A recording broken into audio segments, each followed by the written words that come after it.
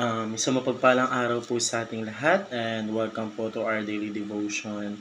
At ngayong araw po ay tatakalakayin po natin ang ating series patungkol po sa harnessing the power of word. So, tayo ang kalaki po ng ating topic po doon po sa ating series is yung speak with a point. So, ito po yung ating pong tatalakayin ngayon sa pangalawang araw po natin yung speak with a point. So, sinasabi po dito, magsalita lang po tayo kapag yung words po natin or yung mga binibitawan nating salita is my point po. So, parang hindi po siya nagiging pointless or walang saysay. So, if we speak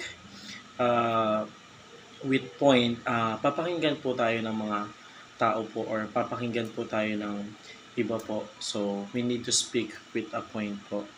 So, tayo naman po ay dumako po sa ating series scriptures, Ito po ay patagkol sa Ephesians chapter 4 verse 29 po. So, ito po ang sabi po sa English, "Let no corrupting talk come out of your mouth, but only such as a good for building up, as fits the occasion, that it may give grace to those who hear." So, ito naman po ang sabi sa Efeso po, sa Tagalog po. "Anumang masamang salita ay hindi dapat lumabas sa inyong bibig, kundi ang mabuti lamang para sa ikatitibay ayon sa pangangailangan, upang ito ay makapagbigay ng biyaya sa mga nakikinig." So, yun po yung ating scripture po para sa araw na ito. So, tayo naman po dumako po sa ating katuruan.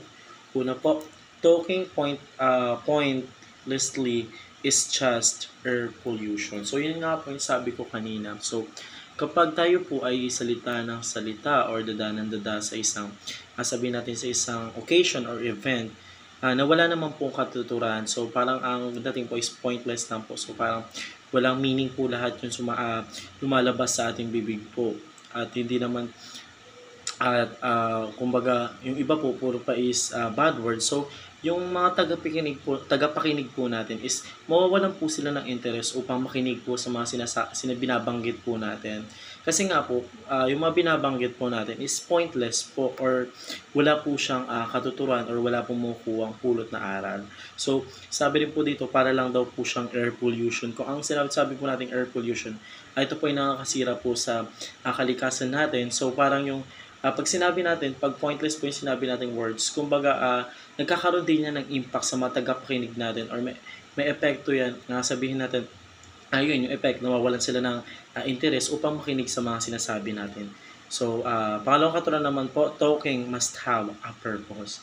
So, hindi naman po porket pag nagto-talk po tayo ng pointless is wala naman po talagang purpose yun. So, kapag nagto-talk po tayo ng with point or ng maayos or may kukuhanan pong aral is may purpose po yan. So, halimbawa, tulad na naman po ng ating Panginoon Diyos kasi isa po sa sabihin po natin ating Panginoon Diyos po may pinaka-perfect point sa lahat po ng sinasabi niya or sinusulat niya po sa Biblia. Lahat po yan may purpose po. Lahat po ng sinaad po ng ating Panginoon Diyos sa Biblia. Lahat po yan may purpose po para po sa atin po. So, yung purpose po ng Biblia na sinulat po ng ating Panginoon Diyos is sa atin po yung nagre-reflect. So, ang main audience or tagapakinig po ng Biblia is tayo po bilang mga anak niya. So, napaka-perfect po kasi ang ating Panginoon Diyos is perfect. Perfect siya mag-point or mag-talk about sa mga dapat na sundin natin. So, ang ating Panginoon Diyos ang siyang may purpose kapag nag-talk po siya or may sinasaad po sa Biblia. So, pangatlong katuruan naman po, talking is meant to benefit other.